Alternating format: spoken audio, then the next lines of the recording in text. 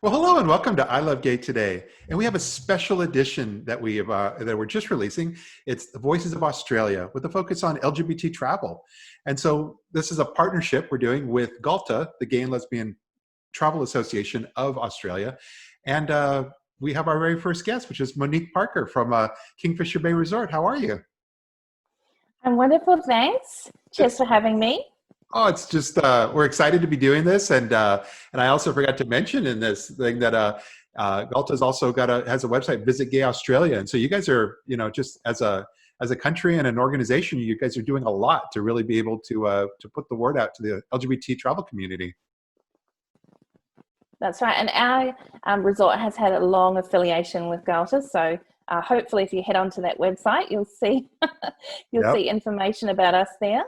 Yeah, no, that's incredible. But tell us a little bit about. So you're at Kingfisher Bay, and you're up in Queensland, yes? That's right, so we're based on Fraser Island, Yeah. which is central Queensland, about a 4-hour drive radius from Brisbane, which is the capital city. So we're very blessed here with amazing sunshine and great weather most of the year round. So it's a great place to travel to, and popular for Aussies as well as our international visitors. But it's unique. I don't think I realized that even until I was speaking to you earlier, because we're always thinking everything we see is seems so negative, and it's a Melbourne has got all this lockdown and all this stuff. So we're kind of thinking all of Australia, but up in Queensland in your area, it's your resort's been open for most of the summer. That's right. So, well, it's winter for us actually, but it's Yes. still beautiful sunshine. What was I thinking of? So we've been open since the end of June, welcoming Yeah. guests back, already back at full capacity. Yeah. And we're quite geographically far from our poor friends in Melbourne who've been in lockdown. So we've been making them envious with all of our social media feeds and beautiful blue skies, because inside our state, the state of Queensland, which is the Sunshine State, we've Yeah. had travel restrictions lifted. So Queenslanders are holidaying in Queensland. But but most of your travelers, it's also interesting. It's all intra-state, so you can't really go from Victoria up to Queensland very easily to travel. But you have so it's much more of the drive-through market, and it's the locals that are coming there. That's right. Well, we were in lockdown as well for about a month, and then after the lockdown, everyone was like, "Let's get out of town," and they have been coming up for a holiday on the island. And because they can't travel to other states, they've got nowhere else to go either. So it's the perfect time. You know, a lot of people don't holiday locally; they put it off, and it's only when they have visitors that they come and show the site. So now they're finally ticking off their own local bucket list, which is Yeah. great. But you make special outreach to the LGBT traveler as well. What are some of the points you guys make to try to get them to come on over? hmm Well, we've done various things over the years.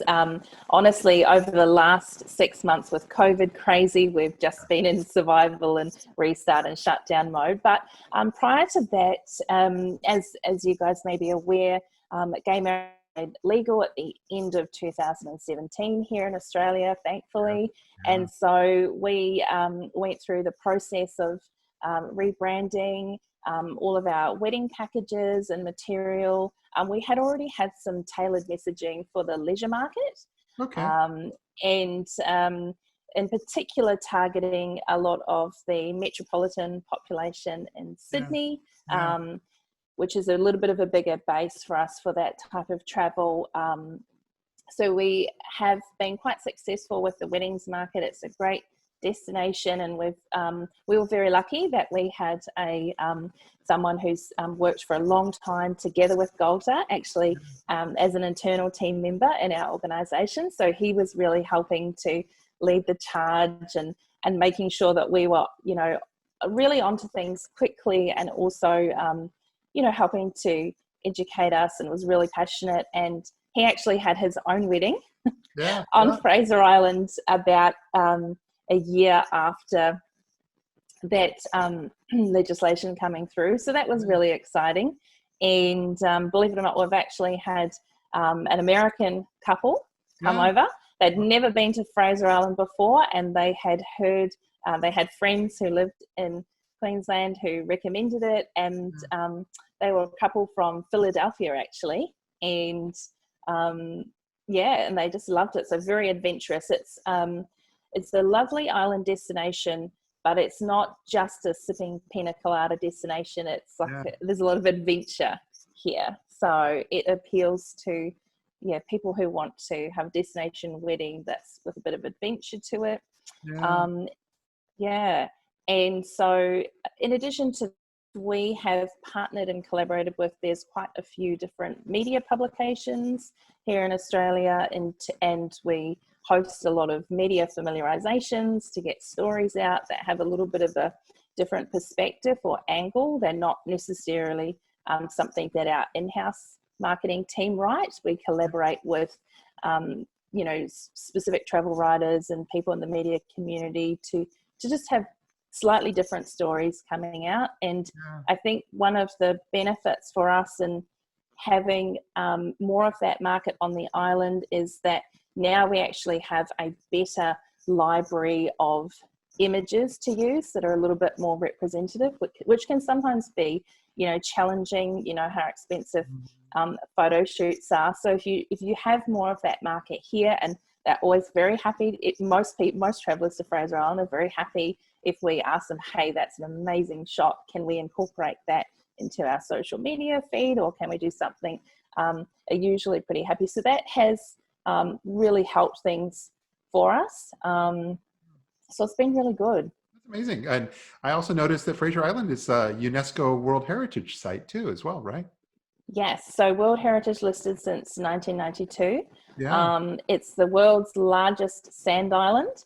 Okay. And one of the reasons for the World Heritage listing is the diversity of, in particular, the rainforest growing on sand, and some of the unique biodiversity in that area. So it's pretty special. 95% of the island, which is a very big island, it's 123 kilometers long. I can't convert that into miles off the top of my head, sorry.